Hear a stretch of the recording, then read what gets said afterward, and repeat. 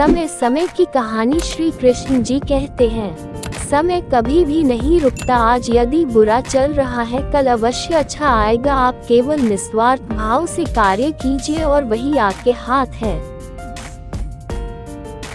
पुराने समय की बात है, जब हमारा देश पूरी तरह से विकसित नहीं था और देश में छुआछूत बुरी तरह छाया हुआ था।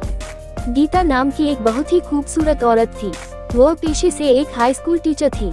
गीता स्कूल में बच्चों को पढ़ाने जाती थी, लेकिन उस स्कूल के बच्चों से वो बहुत दूर रहा करती थी। यहाँ तक कि वो बच्चों की किताबें तक को वो हाथ नहीं लगाती थी और सभी बच्चों को अपने से 1 फीट की दूरी से बात करने के लिए कहती थी। गीता सिर्फ अपनी स्कूल में ही नहीं बल्कि अपने घर पर भी इसी तरह के नियम के साथ रहती थी। वो खुद सुंदर थी, इसलिए उसे सिर्फ सुंदर दिखने वाले लोगों के साथ ही दोस्ती करना और बातें करना पसंद था।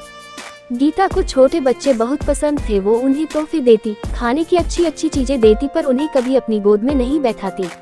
वो दूर से ही उन्हें पुकारती और उनके साथ बात करती। गीता हर वक्त अपने आप को दूसरों से ज्यादा स्वच्छ मानती थी और वो किसी को भी अपने पास नहीं आने देती थी। घर पर भी उसके बिस्तर, कपड़े आदि को वो परिवार के दूसरे सदस्यों से दूर ही रखती और किसी को भी छूने नहीं देती थी। वक्त बीतता जा रहा था। अब गीता की उम्र 67 वर्ष हुई। उनके पास उनका एक बेटा रहता था। वक्त के बदलाव के साथ अब गीता का भी शरीर उसका साथ नहीं दे रहा था और उसे एक बहुत बुरी बीमारी हो गई थी।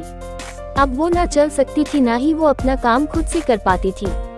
अब किसी के सहारे के बिना एक करवट बदलना भी उसके लिए मुश्किल था।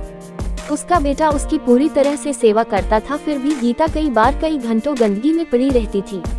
जिन नौकरों से गीता अपने आप को दूर रखती थी, आज वो उनके सहारे के बिना एक पल भी नहीं रह सकती थी। गीता दिल की बुरी नहीं थी, पर जीवन में जिन बातों को लेकर वो सबसे ज्यादा चिढ़ती थी और अनजाने में ही सही पर दूसरों का दिल दुखाती थी, बुढ़ापे में उन्हें उन्हीं सब बातों का सामना करना पड़ा और वो मन ही मन अपने आप को कोसती थी।